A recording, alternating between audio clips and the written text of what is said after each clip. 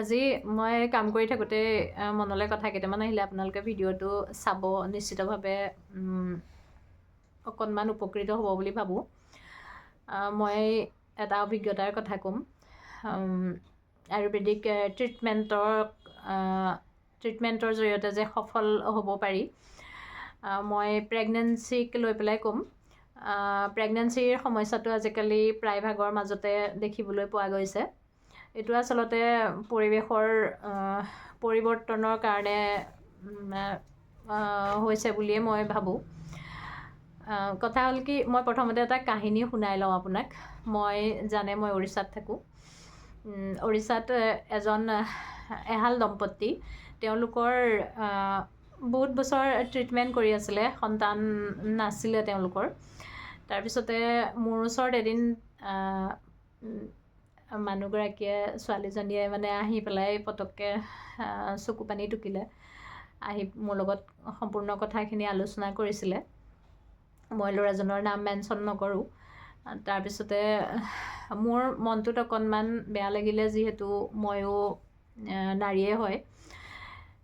তাৰপিছত মই তেওঁলোকৰ কথাখিনি শুনিলোঁ। তাৰপিছত মই আয়ুৰ্বেদিক দুজন ডক্টৰৰ লগত মোৰ যোগাযোগ আছিলে। তেওঁৰ সৈতে মই ট্ৰিটমেণ্ট প্ৰায়ে কৰা থাকোঁ। ডক্টৰ মুকুল শৰ্মা ছাৰ আৰু ডক্টৰ মনোজ শইকীয়া ছাৰ, তেওঁলোক দুজনক মই মেনশ্যন কৰিছোঁ। তাৰপৰা মই মুকুল শৰ্মা ছাৰৰ লগত ফোনযোগে কথা পাতিলোঁ তেওঁলোকৰ প্ৰব্লেমক লৈ।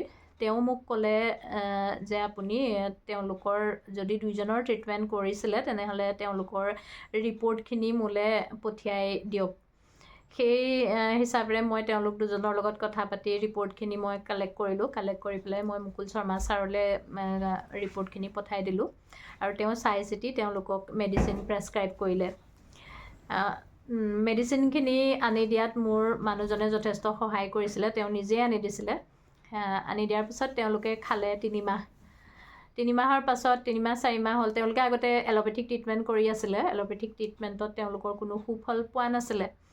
তাৰপিছত 3 মাহৰ পাছত 3 মাহলৈকে তেওঁলোকৰ ৰিজাল্ট নাছিলে বাৰু, কিন্তু 4 মাহত তেওঁলোকৰ প্ৰেগনেঞ্চি ৰিপৰ্ট পজিটিভ আহিল। মোক কিন্তু নজনালে বাৰু। মোক নজনাটো মই দুখ পোৱা নাই, কিন্তু ডক্টৰ মুকুল শৰ্মা ছাৰক তেওঁলোকে ধন্যবাদ জনোৱাটো মই বিচাৰিছিলোঁ। খাই পাত ফলাৰ দৰে কাম কৰি গ'ল।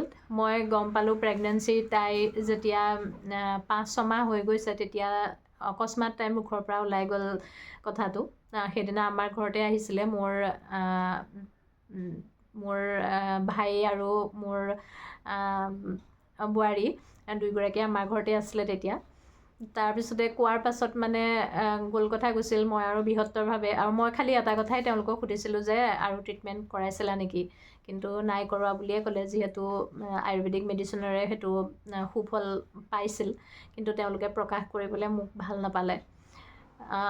তাৰপিছত তেওঁলোকৰ বেবী জন্ম হ'ল। জন্ম হোৱাৰ পাছতো সকলোৱে গম পায়, কিন্তু আমি দুটাই হ'লে গম নাপালোঁ। আৰু আমাৰ দুজনক যদি তেওঁলোকে নক'লে, কিন্তু মই মুকুল শৰ্মা ছাৰক তেওঁৰ সফলতাৰ বিষয়ে কোৱাটো বিচাৰিছিলোঁ, তেওঁক ধন্যবাদ জনোৱাটো মই বিচাৰিছিলোঁ, কিন্তু তেখেতক মই নিজেই ফোনেৰে ক'লোঁ।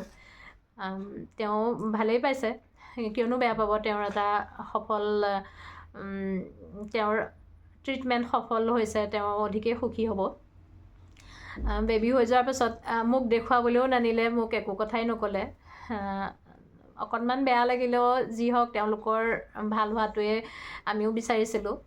মই কিন্তু তেওঁলোকৰ ওচৰত আৰু মই একো সুধিবলৈ নগ'লোঁ, যিহেতু ক'বলৈ নিবিচাৰিছিলে যেতিয়া মইনো কেলৈ সুধিবলৈ যাম। বাৰু যি নহওক, তেওঁলোক সফল হ'ল যেতিয়া আমিও ভালেই পালোঁ, যিহেতু এই সফলতাটো এটা ডাঙৰ সফলতা। এতিয়া মই কথা কওঁ যে আপোনালোকে 7-8 বছৰ 12 বছৰ পৰ্যন্ত যদি এল'পেথিক ট্ৰিটমেণ্ট কৰি আছে, আপোনালোকে ইমান বছৰ যদি ট্ৰিটমেণ্ট কৰি একো সুফল পোৱা নাই বা IVF কৰাবলৈ আগবাঢ়িছে, তাৰ আগতে আপোনালোকে আয়ুৰ্বেদিক ট্ৰিটমেণ্ট 3 মাহ 6 মাহৰ কাৰণে আপোনালোকে ট্ৰিটমেণ্ট কৰি চাওকচোন, সফলতা নিশ্চিতভাৱে পাব। ক'ৰবাত কেতিয়াবা প্ৰব্লেমৰ ওপৰতো ডিপেণ্ড কৰে। কোনোবাতো হয়তো নিগেটিভ আহিব পাৰে, সেইটো ক'বটোতো নোৱাৰি ন। মই ভাবোঁ মুকুল শৰ্মা ছাৰৰ বা মনোজ শইকীয়া ছাৰ আৰু যথেষ্ট খিনি আছে, কিন্তু মই তেওঁলোক দুজনক মেনশ্যন কৰিছোঁ যিহেতু আমাৰ ট্ৰিটমেণ্ট মানে কিবা আলোচনা কৰিব লগা থাকিলে মই বিশেষভাৱে ডক্টৰ মুকুল শৰ্মা ছাৰৰ সহায় লওঁ। তেওঁলোক দুজনক মই মেনশ্যন কৰিছোঁ, আৰু বাকী সকলো ভাল, আয়ুৰ্বেদিক সকলো ডক্টৰে ভাল। গতিকে আপোনালোকে এবাৰ হ'লেও ডক্টৰ মনোজ শইকীয়া, মুকুল শৰ্মা আয়ুৰ্বেদিক ট্ৰিটমেণ্টত অকণমান যোগাযোগ কৰি পেলাই চাবচোন, যিহেতু আয়ুৰ্বেদিক বস্তুবিলাকৰ ছাইড এফেক্ট একো নাথাকে। এইখিনিকে ক'লোঁ, মোৰ মনলৈ আহিলে, মোৰ অভিজ্ঞতা বুলিয়ে ক'ম, চকুৰ আগত দেখা। কিন্তু তেওঁলোকক মোৰ সকলোৰে প্ৰতি অনুৰোধ, কাৰণ আপোনালোকক যদি কোনোবাই সফলতাৰ বাট দেখুৱাইছে তেতিয়াহ'লে তেওঁক পাহৰি নাযাব।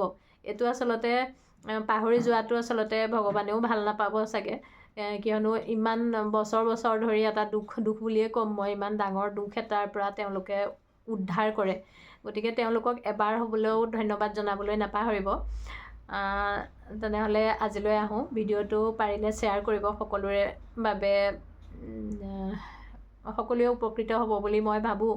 মই মোৰ এক্সপিৰিয়েঞ্চটো শ্বেয়াৰ কৰিলোঁ, আচলতে সফল হয় নে নহয়, কাৰণ ইমান সুদূৰ অসমৰ পৰা নেদেখাকৈ এহাল দম্পতীক ট্ৰিটমেণ্ট দিয়াটো এইটো বহুত সহজ কথা নহয়। গতিকে ফোন যোগে তেওঁৰ ৰিপৰ্ট চাই পেলাই যিখিনি মেডিচিন তেওঁলোকে প্ৰেছক্ৰাইব কৰিলে, সেই মেডিচিনখনৰ পৰাই তেওঁলোকে উপকৃত হ'ল। গতিকে এইটো বহুত চিম্পুল কথা বুলি ভাবিব নালাগে। তো ধন্যবাদ জনালোঁ, ইমানতে মই ভিডিঅ'টো সামৰিলোঁ।